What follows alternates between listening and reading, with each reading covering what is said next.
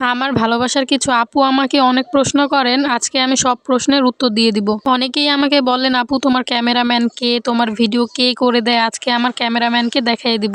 আমার প্রিয় একজন আপু আমাকে কমেন্ট করছে, আমি আপনাকে যত দেখি ততই অবাক হয়ে যাই, এত কাজ কিভাবে করেন। একা একা আমি রান্না করে খাই, তাতেই কষ্ট হয়ে যায়।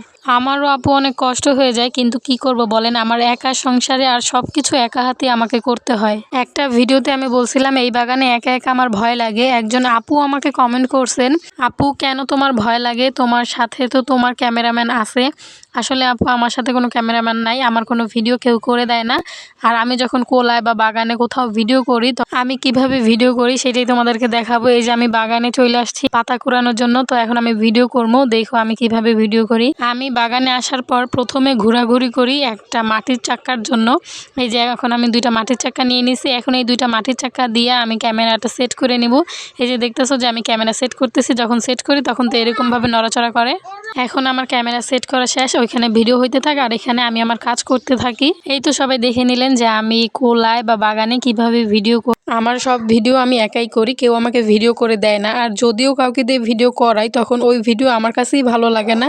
আরেকটা বিষয় খেয়াল করে দেখছি, আমি যখন কাউকে বলি ভিডিও করে দিতে তখন আমার কাছে মনে হয় তারা অনেক বিরক্ত হয়। তাই আমি সবসময় চেষ্টা করি আমার ভিডিও আমি নিজেই করার জন্য। তোমাদের সাথে কথা বলতে বলতে আমার এই জায়গায় পাতা ঝাড়ু দেওয়া শেষ, ধূপ ভরা শেষ। কিছু পাতা আছে ওইগুলো আমি কালকে এসে ঝাড়ু দেবো আর কালকে নিয়ে যাবো, আর আজকে এইগুলো ডুব বেড়ে নিয়ে যেতেছি। আর একদিনে তো আর এত বড় বাগান ঝাড়ু দেওয়া যায় না, তাই আমি অল্প অল্প করে ঝাড়ু দিই আর অল্প অল্প করে নিয়ে যেতেছি। আজকে আমি 2 ডুব ভরছি, 2 ডুব নিয়ে যাব।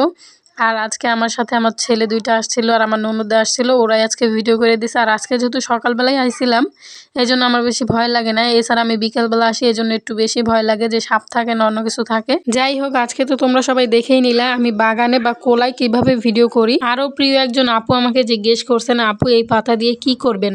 আপু এই পাতা দিয়ে এই যে মাটির 2 চুলা দেখতেছেন, এই পাতা দিয়ে এই চুলায় রান্না করব। আর এই যে 2 চুলা রান্না করার জন্য পাতা ঝাড়ু দিয়ে নিতে হয়, তারপর আবার রোদে শুকাতে হয়, তারপর এই পাতা দিয়ে রান্না করতে পারি। আর এই যে আমার মাটির 2 চুলা দেখতেছেন, এই চুলাটা কিছুদিন আগে আমি বানাইছিলাম, সবাই দেখছেন আপনারা। চুলাটা বসানোর পর এখন পর্যন্ত রান্না বান্না করি না, চুলাটা ভিজা। তো রান্না করার আগে এই চুলায় আগুন দিতে হইব, মানে চুলাটা গরম করতে হইব। এই জন্য আমি চুলা ভর্তি করে পাতা দিয়ে দিছি, গরম গরম পাতা, আর এর মধ্যে দিয়ে দেবো গরম ছাই। তো 2 দিন আমার এই চুলাটা একবারে গরম হইতে থাকবো আর ধোয়া হইতে থাকবো, যার কারণে কিন্তু আমার চুলা শুকিয়ে যাবো আর গাতিও শুকিয়ে যাবো, রান্না করতে কষ্ট হইব না। তো আজকে আগুন দিয়ে রাখলাম, আজকে একটু গরম করে নেব, কালকেও গরম করব, তারপর 2 দিন পর আমি রান্না করতে পারবো। আর আমি যে পাতাগুলো ঝাড়ু দিয়ে আনি এই যে 2 চুলায় রান্না করার জন্য আমি প্রত্যেক দিন পাতা ঝাড়ু দিয়ে আনি, আর এই 2 চুলায় কিন্তু এই পাতা দিয়ে রান্না করি।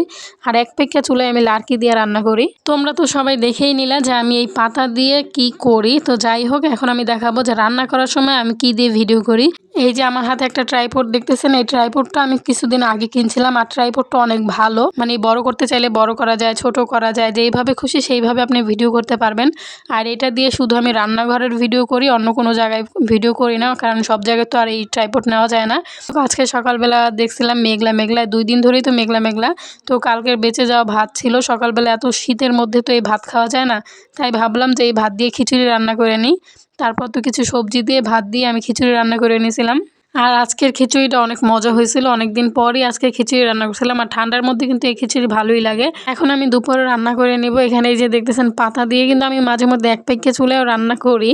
তো আজকে আমি দুপুরে রান্না করছিলাম পাঙ্গাস মাছ, এখানে আমি পাঙ্গাস মাছ ভাইজে নিছি। তারপর তো পেঁয়াজ মরিচ দাগানি কইরা আদা রসুন বাটা দিয়ে দিছি, তারপর টমেটো দিয়ে আমি এই পাঙ্গাস মাছটা রান্না করছিলাম। আর আমার কাছে এই পাঙ্গাস মাছ দিয়ে টমেটো দিয়ে রান্না করলে কিন্তু বেশি ভালোই লাগে।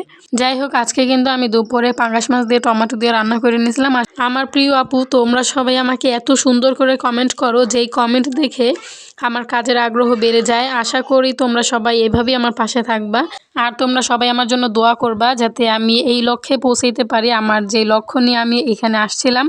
তো যাই হোক, আজকে আমার ভিডিওটা এই পর্যন্তই। তোমরা সবাই ভালো থাকবা, সুস্থ থাকবা, দেখা হবে পরবর্তী কোনো ভিডিওতে। আল্লাহ হাফেজ।